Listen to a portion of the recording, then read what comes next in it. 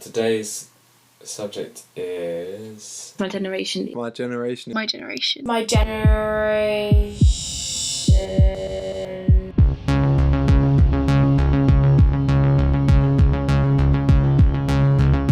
In an era of connectivity, power to the people through ever-growing self-publishing platforms, where we now have the potential to influence not just the circle around us, but the world. Do the youth of today harness that power, or are they becoming more like sheep than ever before? Not wanting to stand up or stand out, socially, culturally, or politically. These days, with technology and social media and everyone having instant access to everyone else, there's just so much influence being kind of thrown into it from each person who's involved. It just becomes like a huge kind of bubbling part of influence. When I was younger, I went into the hairdressers and asked to get my hair cut like Michael Owen. He's my favourite footballer at the time. You kind of do get influenced, whether you like it or not, by different things. Obviously I'm like inspired by people. You know, like if I see someone wearing something that I like, I'll go probably check that out as well. My friends will be drinking certain drinks at the pub, or will be like doing certain drugs or something just because certain celebrities are doing them. I know you don't like that, like why are you doing it? You know, celebrity endorsement is a massive thing. It always has been and it always will be. I think these days, you know, a celebrity is seen as being completely different from what it was, you know, a few years ago. It's not your big celebrities these days. It's your new guys on the scene in music, for example. It's your new people on the scene in fashion.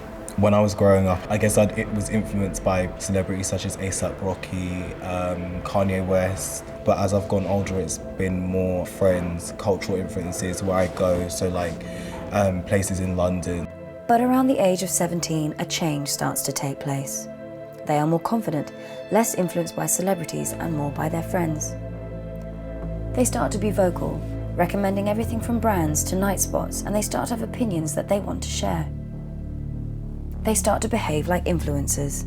Around the age of 18 to 25, you are getting that confidence, and that's the time that you can influence other people. I wear quite clothing that is out there and stands out, and that I'd like to think has an influence on the younger generation. My friend was gonna get like these shoes or something, and I tagged her in a post where it kind of showed someone else wearing the shoes, and they didn't really look that nice because I didn't really like them that much.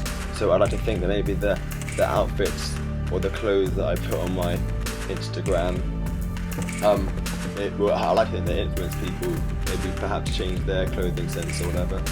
Between the age of 17 and 19, where I realised that I could actually not just be looking on from the outside, kind of looking through a window into brands and worlds and music and everything I love, but I felt that I could actually step in and help drive that change, I guess, and I started to feel empowered.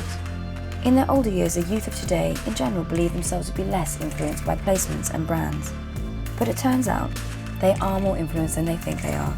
And in actuality, whatever your age, the theory is the less that you feel you are influenced, the more susceptible you are to it.